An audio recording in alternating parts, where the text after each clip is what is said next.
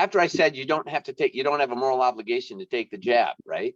Which, the minimum, it's like 2 to 3 years. I mean, I'm not probably telling you anything you don't already know, but it's a minimum of 2 to 3 years of test runs on a very small part of the population before you even consider a larger test amongst more people. What did they do? They got 90% of Americans, 300 million people jabbed?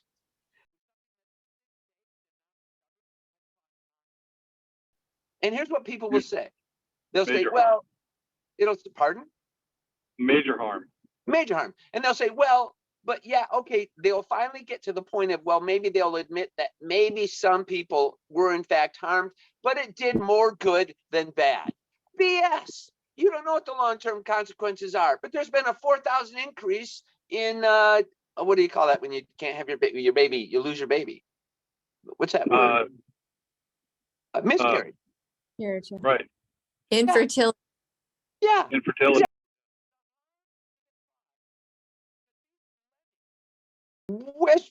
And they did it, but they threatened you, right? They said, well, you're going to lose your job. They don't have a right to do that. That is insane. But so many lemmings in this country for decades have been made into lemmings, especially if you're under the age of 30, by this godless, damnable school board promoted education of lemmingness, all about feelings instead of using your brain that God gave you. Well, anyway, so I start saying stuff like that, and the bishops get all upset, and so they cancel me, and they have gone. What people don't know is that they sent a secret file to Rome that I'm not allowed to look at. It's a little manila folder. It's about maybe this thick, and I had over on the counter when I first went into the bishop's office. Over on the counter was 2 massive photocopy paper boxes overflowing with cards and letters in support of me. And then next to it were 2 LifeSite News petitions. One was 75,000 signatures. I think the other one had 90,000. That didn't get into the file that they sent to Rome. They sent this file that the bishop and the secretary and 2 other guys kind of threw some stuff in there. And they sent it off to Rome to accuse me, God knows what. But they wouldn't let me look at it. They wouldn't give my lawyer a copy of it. They let him look at it after he signed a secrecy agreement. Well, you know full well that if somebody accuses you of something in this country, that you have a right to cross-examine the witness, cross-examine the document, refute it with your own set of facts and circumstances, with your own witnesses, with your own documents, right? That is basic fairness. Like, remember Kyle Rittenhouse? He's the one that shot those people in self-defense down in someplace in Kenosha. And people who don't know the facts of the case were getting all mad at Kyle Rittenhouse. Listen, you're coming at me and I can shoot you. That's our first right of defense here in this country, whether you like it or not. Well, anyway, the prosecutor messed with the video and didn't give it to Kyle's attorneys in advance, and then he shows it to the jury. If Kyle Rittenhouse had somehow inexplicably been found guilty by that jury, that conviction would have been thrown out for prosecutorial misconduct, right? Because why? Because in our country, you get to see the evidence that they're claiming is against you. These bishops have a system in the Catholic Church where they send secret files over to Rome and you have no way to defend yourself. That's why no priest ever attempts, because I've already spent like 70 grand. I think it's up to 70 grand now in costs of defending myself. But for the generosity of these people who have been so kind to me, I couldn't do that. Most priests, there's about 2,000 canceled priests in this country, they can't even begin to think of trying to defend themselves. And in fact, the bishops are so stacked the system that when you first get it, I'm a lawyer, right? So I know how the systems work. When you first get that, you have like 10 days to respond. And if you do not respond, you are done.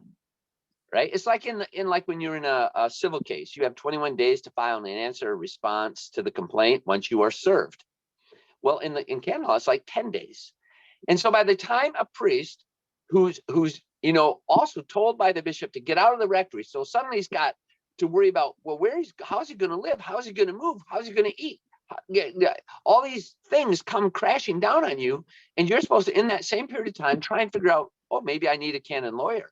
Where do they even exist? How do I even contact one? How do I give him enough information and give him a retainer so that he can defend me? All this within 10 days. These bishops, these vipers, these monsters and miters, just like the Sanhedrin in Jesus' day, are a bunch of vipers from hell. And I am not afraid to call them out. I don't care what they think of me. So that's why there has been notoriety, because and why the bishops hate me, because I am not afraid of them. And Praise God. Praise God. You shouldn't be afraid of them.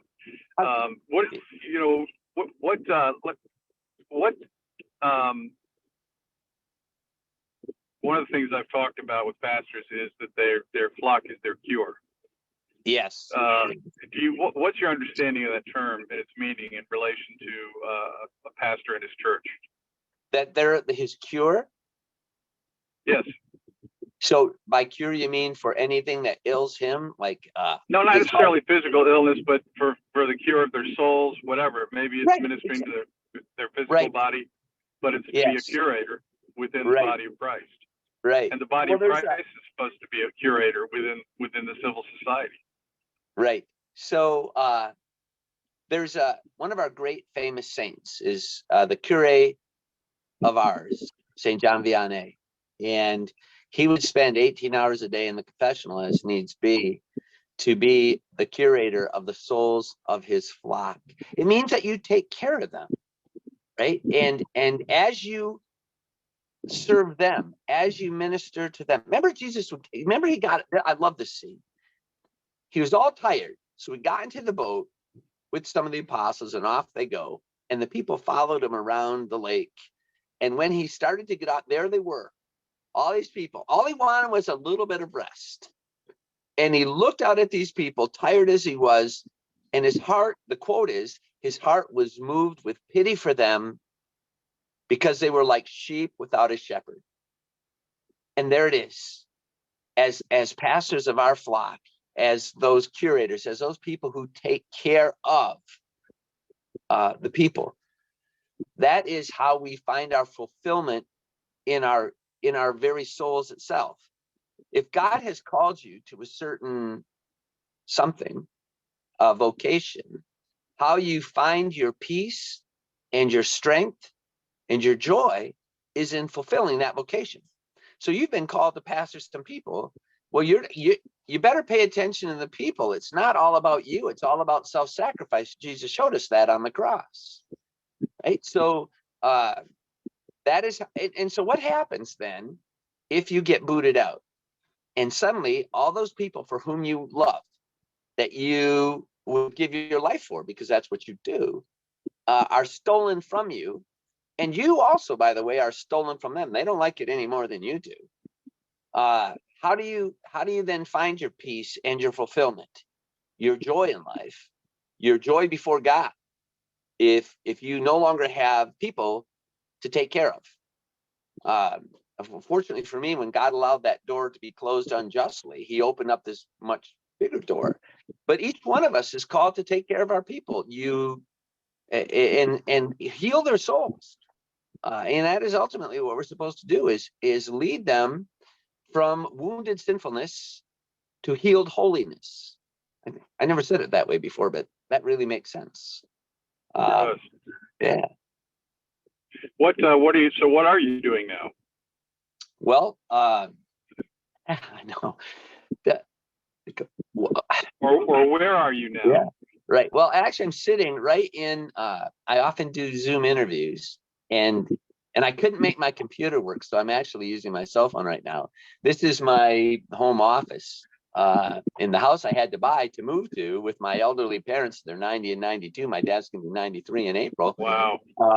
And my mother just cooked this magnificent, because it's Ash Wednesday, it has to be fish, a nice lunch for me. And so I was able to continue working. I mean, God has blessed me. What I do is last year I had 124 flights and at least 5 road trips that were 8 to 10 hours one way, where I go to meet the people face to face.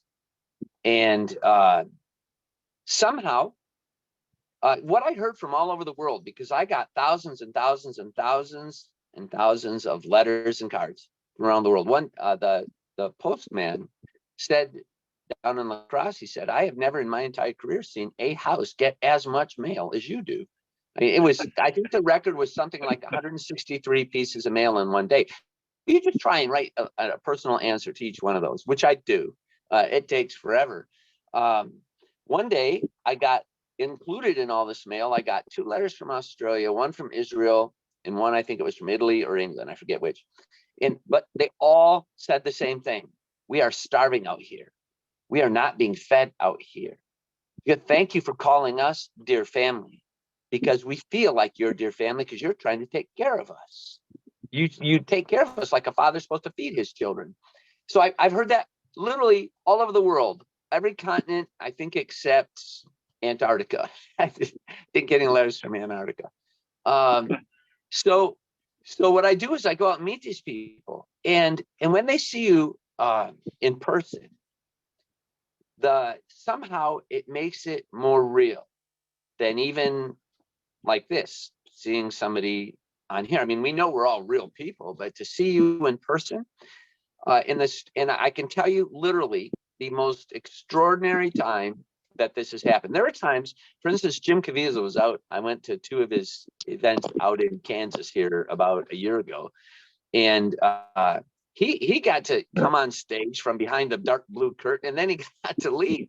I wasn't even on the schedule. I just showed up with the family that invited me to come. And there was, I think, 1,400 people in the one. And they kicked us out. It was about 11:30 at night. They finally closed the venue. It was this massive, massive venue.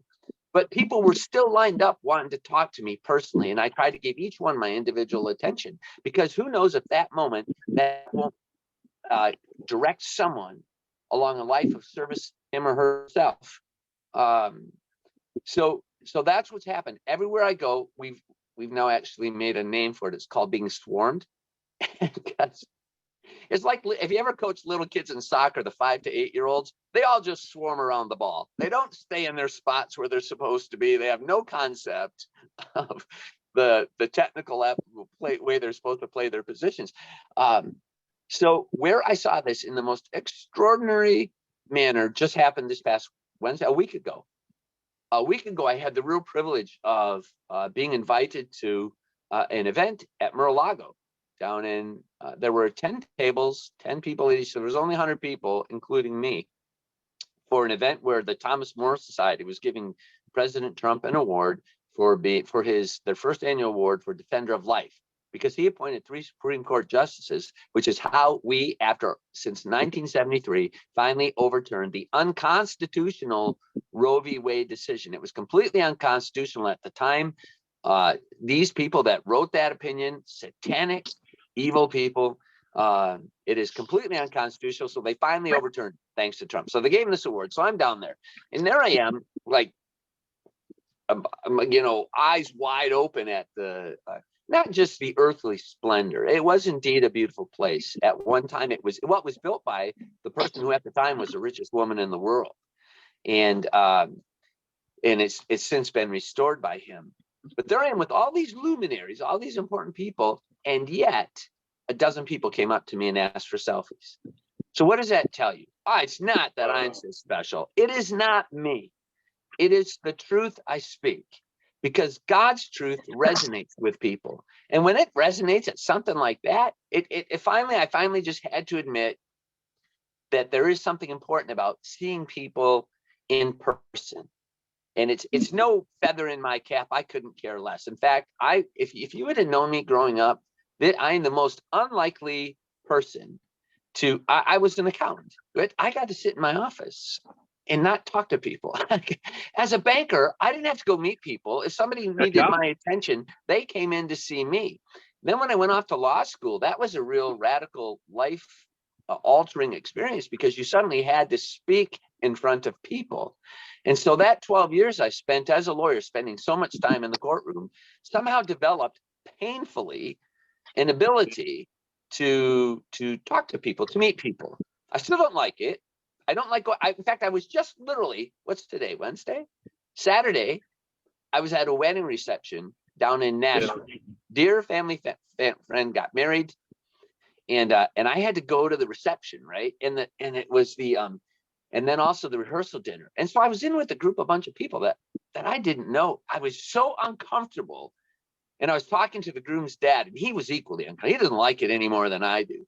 I couldn't get out of there. I don't want to say fast enough. I truly enjoyed and loved being with those people that I know and love.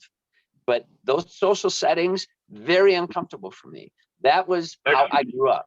And so extroverts don't become extroverts generally don't become accountants. Yeah,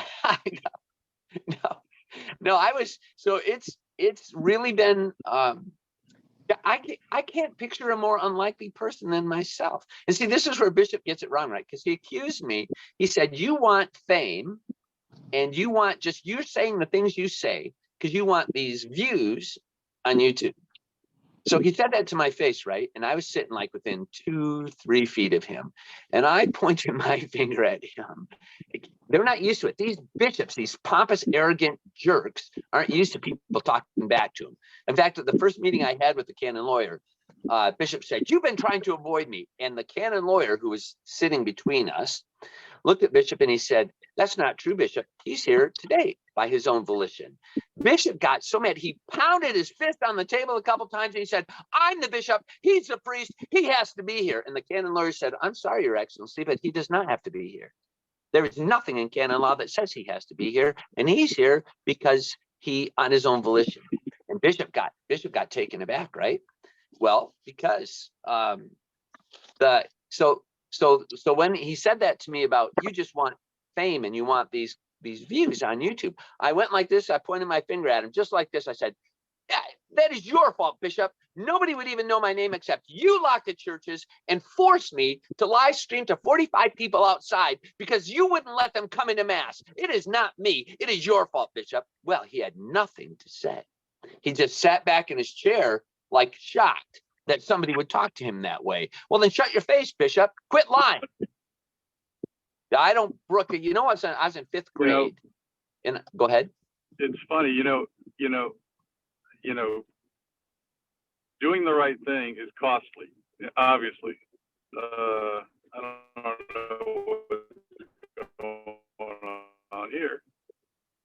I rejected it, but doing what you believe is right is costly. But I think you've shown that doing the right, there's tremendous hunger in the world right now for leadership that's willing to do the right thing. And there's a dearth of that. There's been a dearth of that through the whole COVID experience, and even before that. What the church is, what I believe Christians are looking for is courageous leadership in their past. Their people are desperate for it. We have a church here in Northern Virginia that was probably around 3,000 people before COVID, and this pastor, Gary Hamrick, refused to shut down, and now the church is up at 10,000 by some estimates, maybe up to 15, 20,000 people because people are listening online.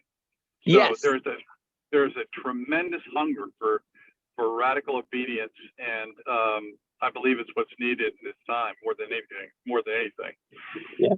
Well, you know what Peter said when Peter and John were arrested the second time in the temple, and the Sanhedrin, the church's leaders of the day said, "Hey, we told you to quit talking about that guy. You're trying to bring his blood down on our head," which I thought was, okay, you're the one that asked for it. You're the one that said to Pilate, "Let his blood be on our head and on our children's head." So what they can complain about, who knows? They got a little amnesia going on there when they said that to Peter and John. But what did Peter say to him in response? "We must obey God rather than men."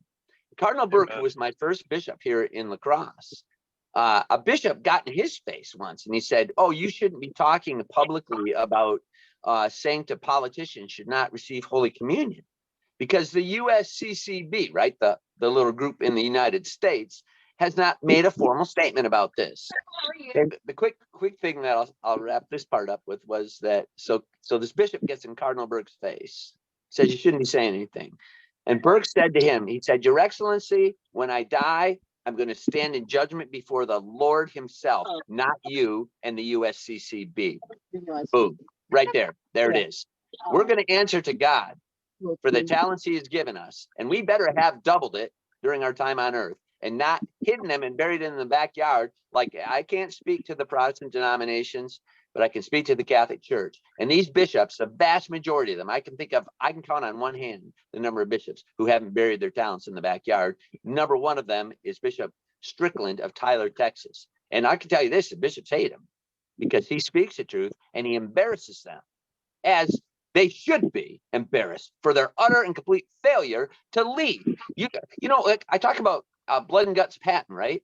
Well, the men knew that when they followed him in battle, that they very likely may die, right? But they followed him anyway. Why? Because they knew he was a leader. They knew his cause was just. They knew that if they succeeded, that they would go home eventually to the people that they loved, for whom they were fighting in the first place. They would follow a leader like General Patton, but they're not going to follow a bunch of pansies like these bishops in the United States. Wow, you're not padding your resume today. He is with the right people. Yes, There you absolutely. go. Well, listen, Yes. okay, but watch. There's masculinity. God created men, God created women. There's femininity and there's masculinity. What the toxic feminists have done is they've tried to label genuine God created masculinity as toxic. Sorry, ladies, you toxic feminists. No, God created men to be men, and men will follow men, and women will follow men, right? Who are men, who will give their lives for their women, right? They will follow them. But so what's happened here is people aren't following the shepherds in the Catholic Church or elsewhere because they're not men. They aren't courageous, self-sacrificing, I will give my life for you men. That's the problem. Would you send your son to some of these pansies we have as priests? And listen, it's not just the Catholic Church. Every other denomination has it just as bad as the Catholic Church, and if not worse. So I'm not going to send my son to serve. I don't know if you know the story about Monsignor Granger. Do you know that story? No, I don't. So, okay. So about within weeks of me being canceled, I mean, within 2 weeks, a priest in my diocese was outed by, it's called the Pillar. It's like a Catholic agency. And he was outed because he had spent years using he was a general secretary for the USCCB. So he knew everything about the bishops and they knew everything about him. He was on Grindr going to things like bathhouses in Vegas. So Archbishop Chaput, now retired out of Philadelphia, who's a major influence in the Pillar, this news outlet, outed him as you're using a USCCB cellular phone and you're visiting gay bathhouses in Vegas. So he became known as Monsignor Granger, right? So he immediately resigns. He didn't try to fight it. Well, they had the evidence on him down, right? Okay, fine. So, but when this story first broke, the people I was with were these intelligence operatives. And they said to me, they asked me questions. I wonder if your bishop will treat him the way he treated you. Well, sure enough, 6 months later, roughly, he's got a new parish. He's now pastor of a parish. So let me ask you, if you're a father and you've got some teenage boys, are you going to send them to that church? Of course not. Because you know, as a man, something's a bit off, right? That's an obvious one because he was caught.